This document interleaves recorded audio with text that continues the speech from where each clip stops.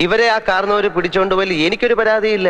എങ്ങനെ പിടിച്ചോണ്ട് പോകാതിരിക്കും? എന്തൊരു സ്ട്രക്ചർ എന്റെ അമ്മച്ചി. കപ്പയുടെ മോളങ്ങ് കൊയ്യാറായ പാടം പോലെ ആയല്ലോ പിള്ളേ. ഓരോ നെൽമണിയിലും കഴിക്കേണ്ടവരുടെ പേരും എഴുതി വെച്ചിട്ടുണ്ട് കുരിയച്ചോ. ഇത് കണ്ടിട്ടാടേണ്ട.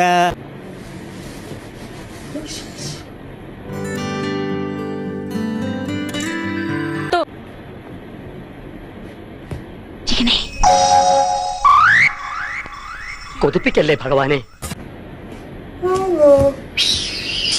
പ്രധാനപ്പെട്ട ഒരു കാര്യം വാച്ച് ചെയ്തോണ്ടിരിക്കുക. നേരത്തെ വ്യക്തമല്ലെന്ന് ഇപ്പൊ വ്യക്തമാണ്. എന്തോന്ന്? അത് പിന്നെ പറയാം. ഇതെന്തോന്ന് റൗഡിസോ?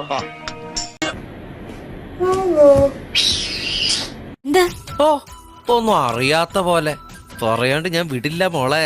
ഞാൻ കണ്ടു. എന്ത് കണ്ടു? പറയട്ടെ.